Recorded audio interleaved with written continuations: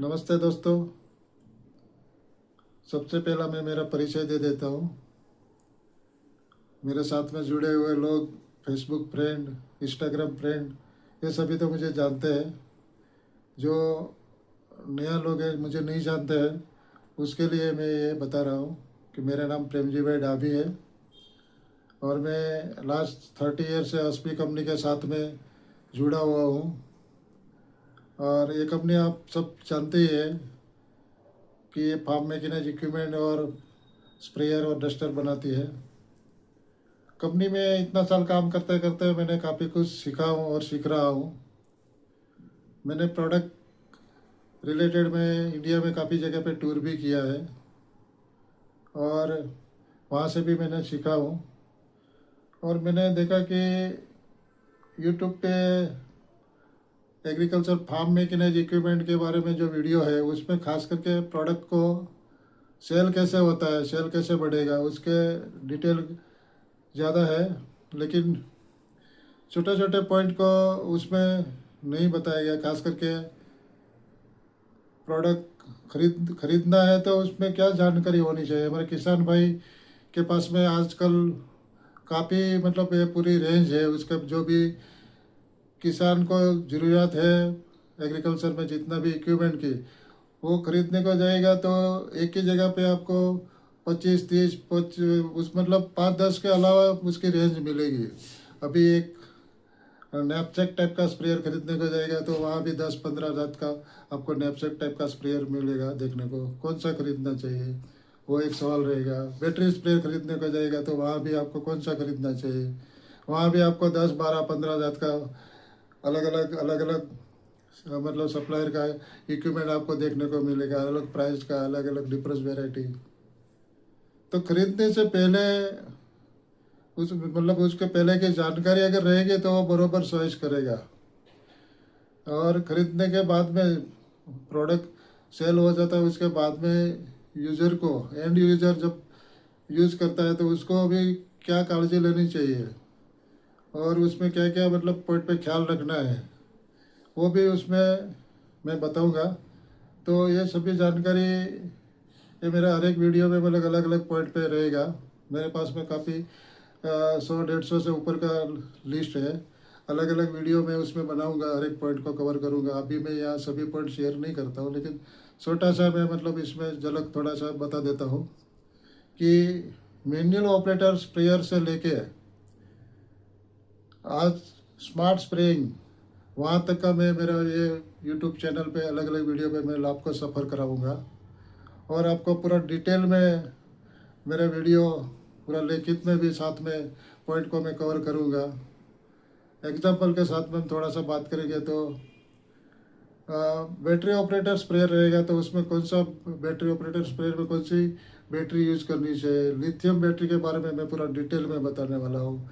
Charging formula क्या है, battery backup formula क्या है, कौन सा चार्जर यूज करना चाहिए, बैटरी के साथ बैटरी ऑपरेटर स्प्रेयर के साथ में गन कौन सा यूज करनी चाहिए, लिथियम बैटरी क्यों हमें मतलब यूज करनी चाहिए, लीड एसिड बैटरी उसमें क्या फ़ायदा है, दोनों में मतलब डिफरेंस है, उसका भी पॉइंट में मैं कवर करने वाला हूँ।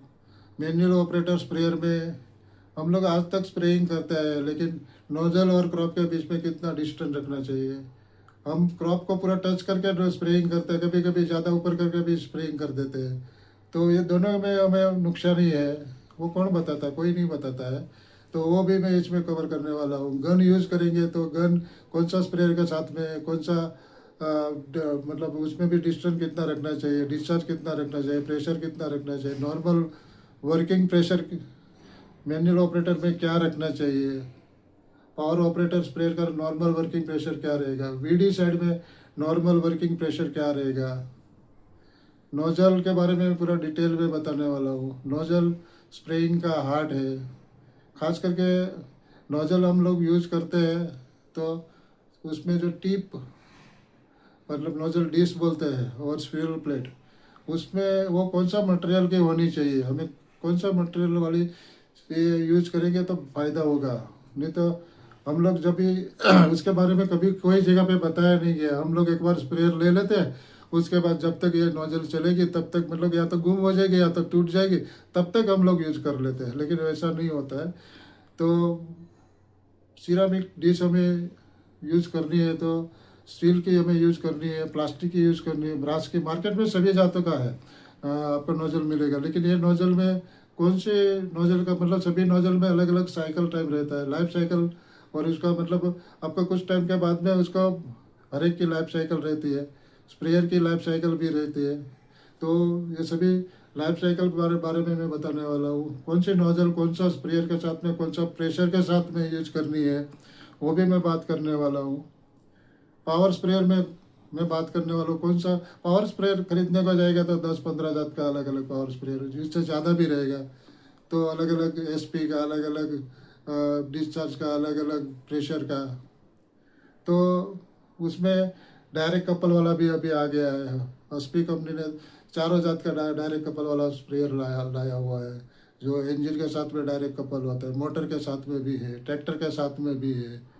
तो इसमें क्या बेनिफिट है, पुली और बेल्ट का कैलकुलेशन कैसे करते हैं, कौन सा एसपी का मतलब पुली का ग्रू है, ए ग्रू, बी ग्रू, सी ग्रू, वो क्या है, कितना एसपी तक ए ग्रू का बेल्ट यूज करना चाहिए, या तो बी का कितना एसपी तक यूज करना चाहिए। पावर स्प्रेयर में कौन सा पिस्टन वाला हमें पंप यूज करना बेनिफिट रहेगा, सिरामिक पिस्टन का क्या फ़ायदा है।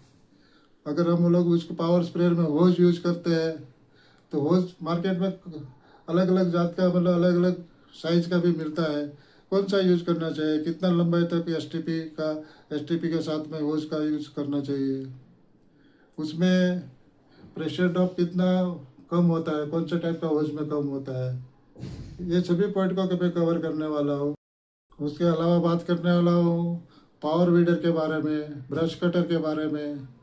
ब्रश कटर में भी 4 स्ट्रोक 2 स्ट्रोक, 4 स्ट्रोक इंजन हमें क्यों पसंद मतलब करना चाहिए, क्यों 2 स्ट्रोक यूज करना चाहिए, कौन सा काम के लिए हमें 2 स्ट्रोक इंजन लेना चाहिए, कौन सा काम के लिए हमें 4 स्ट्रोक इंजन लेना चाहिए, दोनों में डिफरेंस क्या है, क्या हमें तकेदारी रखनी चाहिए, ये भी मैं बात करने वाला हूँ। उसके अलावा लो वॉल्यूम, हाई वॉल्यूम, उसके बारे में भी बात करने वाला हूँ।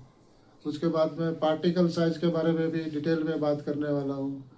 उसके अलावा मैं बात करने वाला हूँ ये स्मार्ट स्प्रेइंग के बारे में भी। एंड में मतलब आप अभी उसका नाम सुना होगा, यूरोप कंट्री में ऑलरेडी ये इस स्मार्ट स्प्रेइंग ऑलरेडी करते हैं लोग।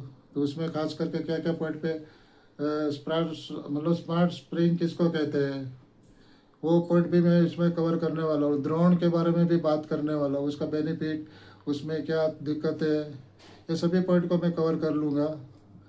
तो आप मेरा ये वीडियो ज़रूर देखते रहेंगे और मुझे सुझाव करते रहेंगे, और मैं आपसे भी सीखूंगा और मैं आगे वीडियो बनाते रहूँगा। और मेरे ये चैनल को मतलब आप ज़रूर लाइक कीजिए और मेरा हौसला बढ़ाते रहेंगे। धन्यवाद।